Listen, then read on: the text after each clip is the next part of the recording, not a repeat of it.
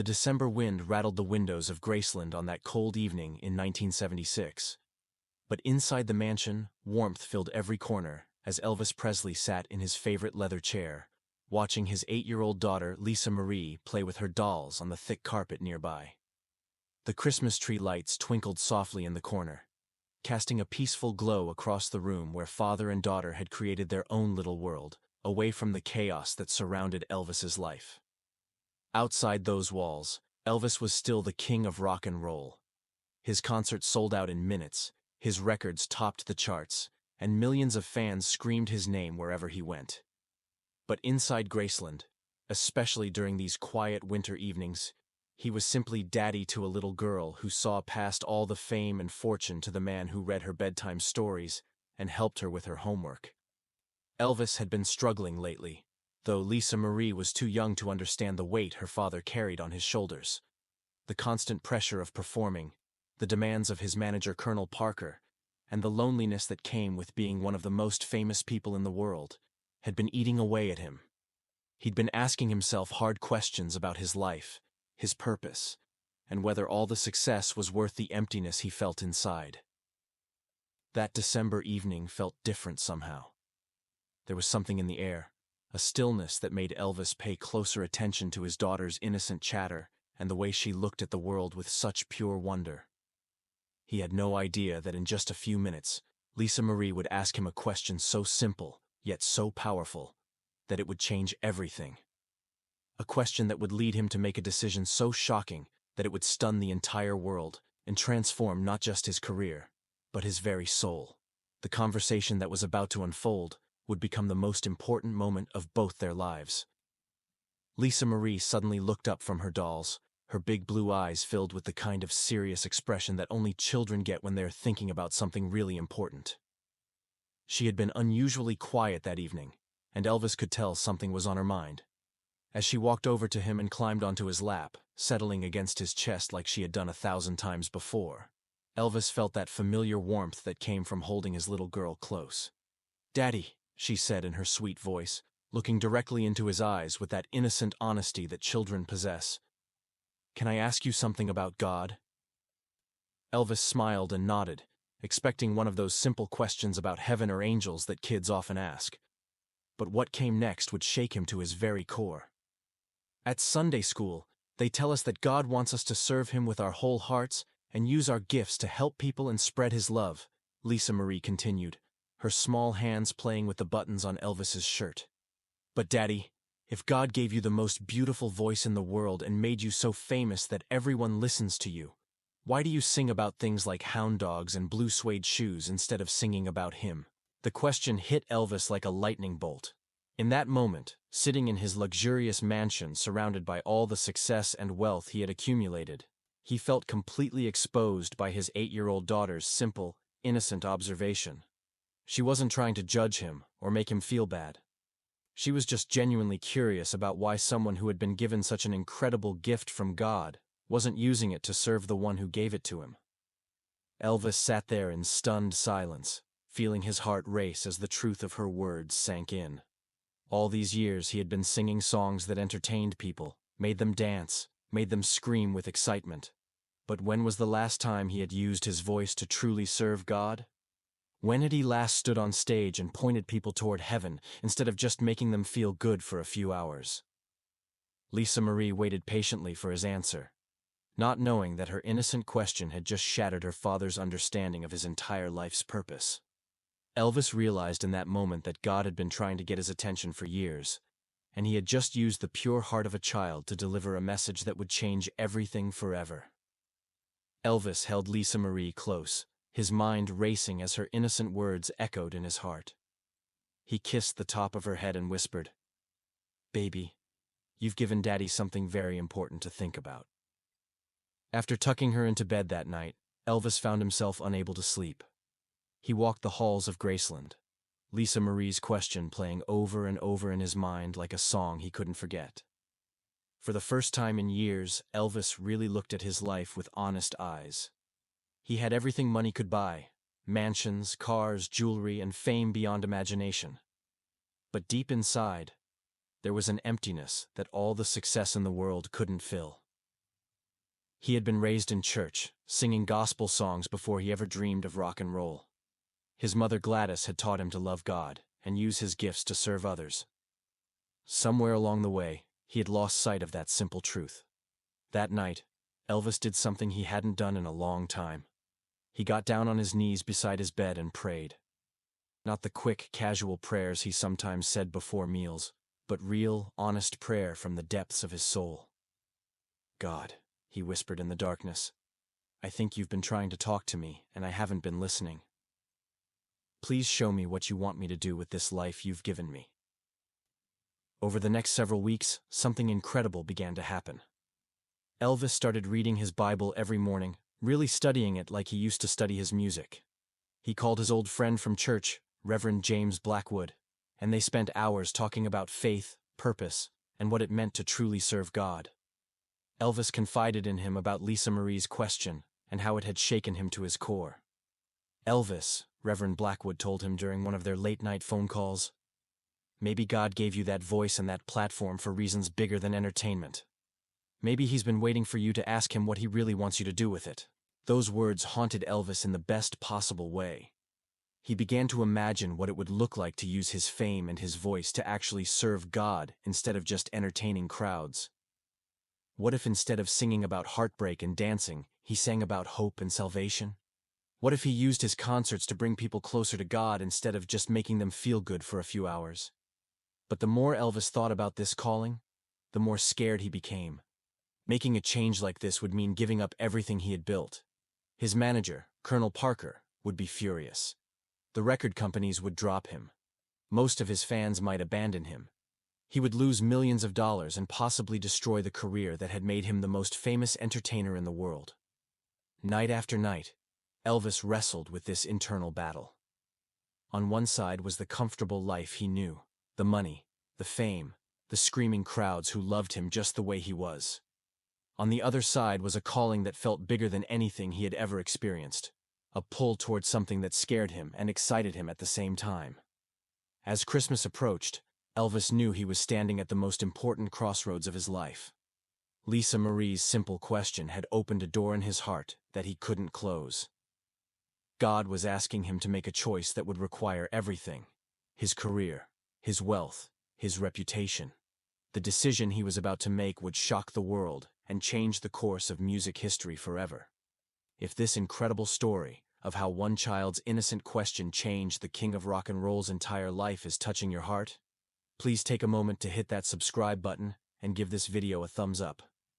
Your support helps us continue sharing these powerful stories about the moments that transform lives and remind us what truly matters. Thank you for being part of our community of people who believe that sometimes the most important truths come from the smallest voices. What happened next in Elvis's journey would become one of the most shocking decisions in entertainment history.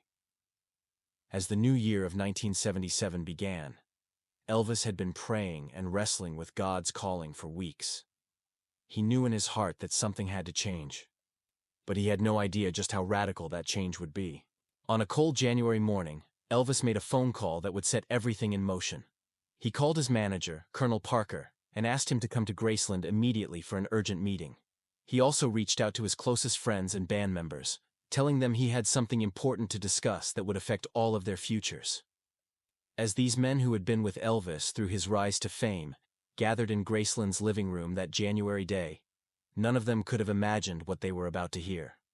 Elvis had always been unpredictable, known for making sudden decisions about tours, movies, and business deals.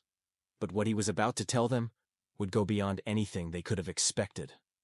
Elvis stood before the group of people who had helped build his empire, his hands shaking slightly as he prepared to share the decision that had been burning in his heart since that December evening when Lisa Marie asked her life-changing question.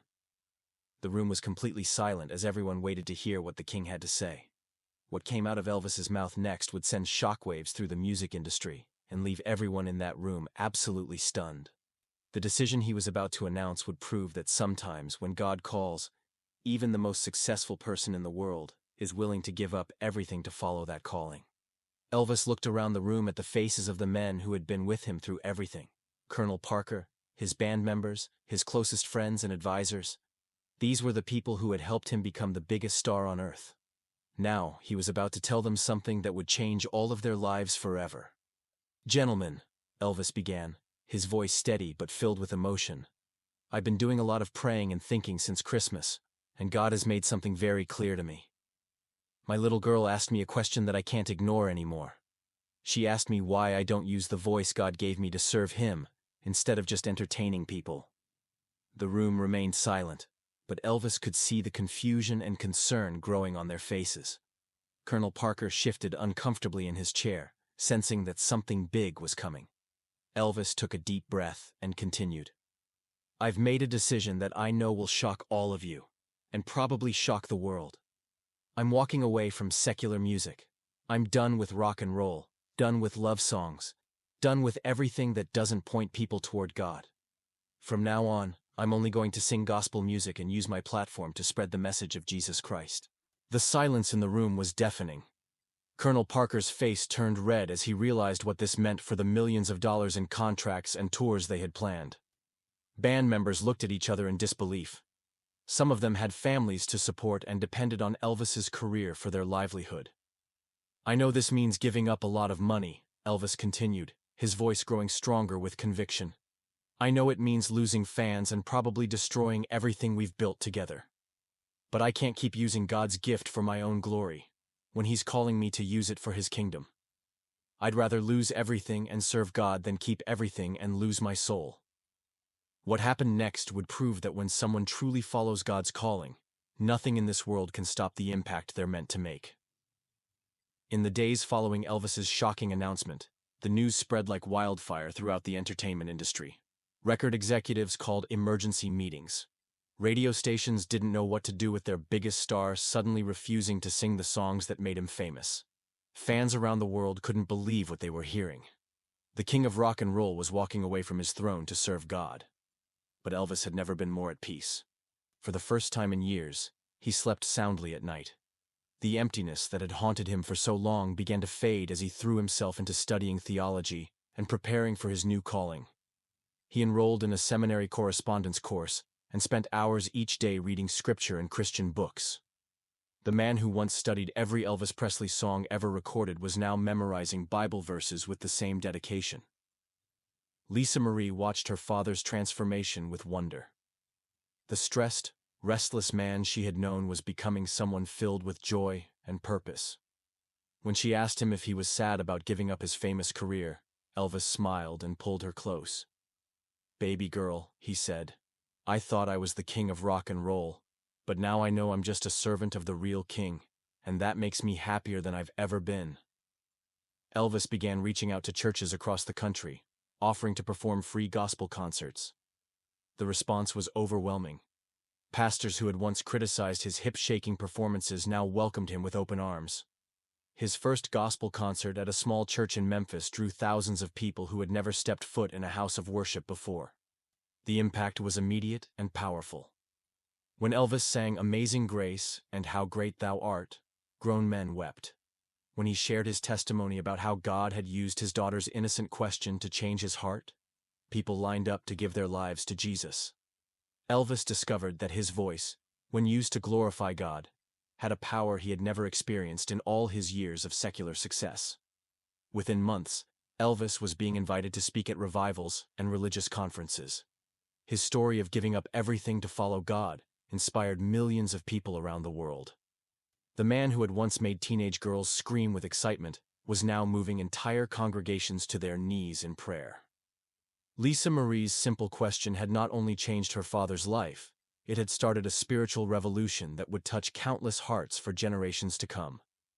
Years later, when Lisa Marie was asked about that December evening when she questioned her father about using his gifts for God, she would always smile and say, "I never imagined that one simple question from a little girl could change the world. But I learned that sometimes God uses the smallest voices to speak the biggest truths." Elvis's transformation from the king of rock and roll to a devoted servant of God became one of the most inspiring stories of the 20th century. He never regretted his decision, not even when he lost millions of dollars in canceled contracts, not even when some fans turned their backs on him, and not even when critics called him crazy for giving up the most successful music career in history. Instead, Elvis would often tell people, I thought I was living the dream, but I was actually living a lie. My daughter's innocent question woke me up to the truth that God had given me this voice for His glory, not my own. The day I stopped singing for applause and started singing for Jesus was the day I finally became who I was meant to be. The impact of Elvis's decision rippled far beyond the music industry. Other celebrities began to examine their own lives and ask themselves the same question Lisa Marie had asked her father. Am I using the gifts God gave me to serve Him, or just to serve myself? Many of them found the courage to make their own radical changes, choosing purpose over profit and eternal significance over temporary fame. Lisa Marie's question had started something that would last forever. It reminded the world that sometimes the most important conversations happen not in boardrooms or on stages, but in quiet moments between a parent and child. It showed that wisdom often comes from the mouths of babes, and that God can use anyone, even an 8-year-old girl, to change the course of history. This incredible story reminds us that we all have gifts and talents that God has given us for a purpose. The question is, are we using them to serve ourselves, or are we using them to serve Him and help others? If this story of Lisa Marie's life-changing question and Elvis's stunning decision has touched your heart, please don't forget to subscribe to our channel and give this video a thumbs up. Share this story with someone who needs to hear about having the courage to follow God's calling, even when it costs everything. What simple question has someone asked you that changed your perspective on life? Let us know in the comments below, and be sure to hit that notification bell so you never miss our inspiring content. Remember, sometimes the most powerful truths come from the most unexpected places.